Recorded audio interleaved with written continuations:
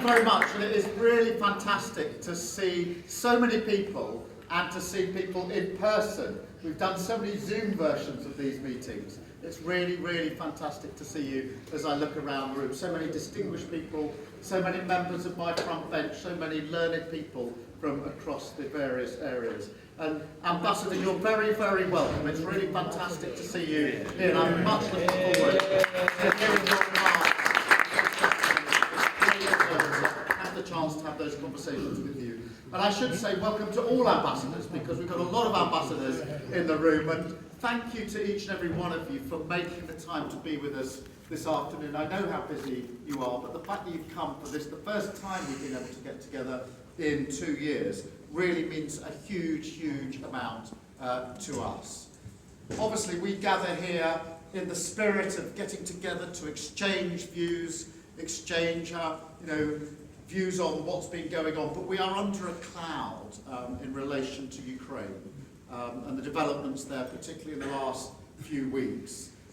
Images and scenes that I think many of us felt we would never see again in our lifetime, in terms of the invasion of a European country and the heroism and courage of those that are fighting to defend their cities and their country. So that's the context. But I think what Ukraine gives us for this evening is a very profound reminder of how important values and principles are in resolving and addressing international issues. That is the most important thing in relation to Ukraine, and the very same applies to the Middle East. What are the values, what are the principles? We all know what the conflicts and the challenges are, but what are the values and the principles that we apply as we address some of those challenges? And I think in that spirit of values and principles, it is important for me to take this opportunity to affirm our approach to the two-state approach in relation to Israel and Palestine, because I haven't had the chance to do that in person since I've been leader of the Labour Party. You know, we want a sovereign and viable Palestine alongside a safe and secure Israel. And I think it's very, I know that's a shared principle and value of the Labour Party. It has been for a very, very long time, and recognition is important in relation to that. Now, look, I'm not naive, and nobody in this room is naive about just how difficult progress is here. We look at all the various attempts and the failures in the past, but I do not believe that just because we haven't made progress in the way we might have wanted in the past, that we should give up on progress as we go forward. And I look forward to talking to you and working with you on that progress.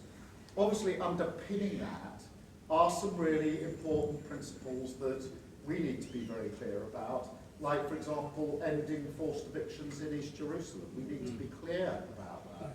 We need to be clear about no new settlements.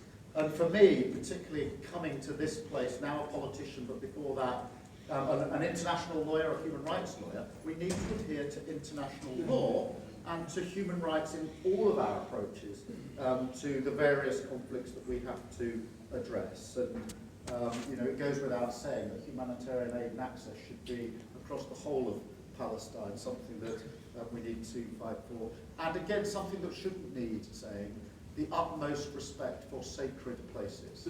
The utmost respect for sacred places. So we know the framework. We know and we welcome the fact that the ICC is looking into a number of actions, and I think that's a good thing, and that's to be welcomed.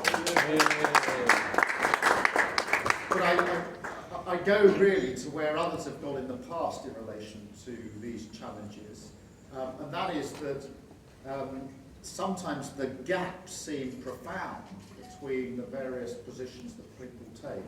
But the thing that closes the gap in the end is trust in how we work together as colleagues, as friends, as different communities.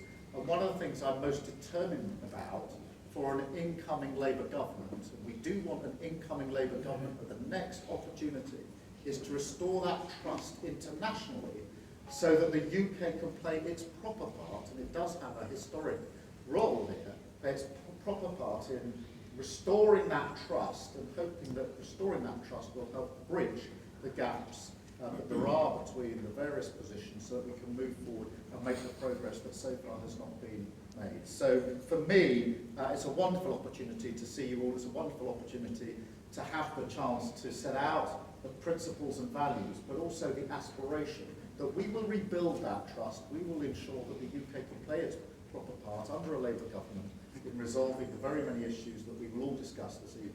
Thank you so much. I really look forward to hearing from you, Ambassador.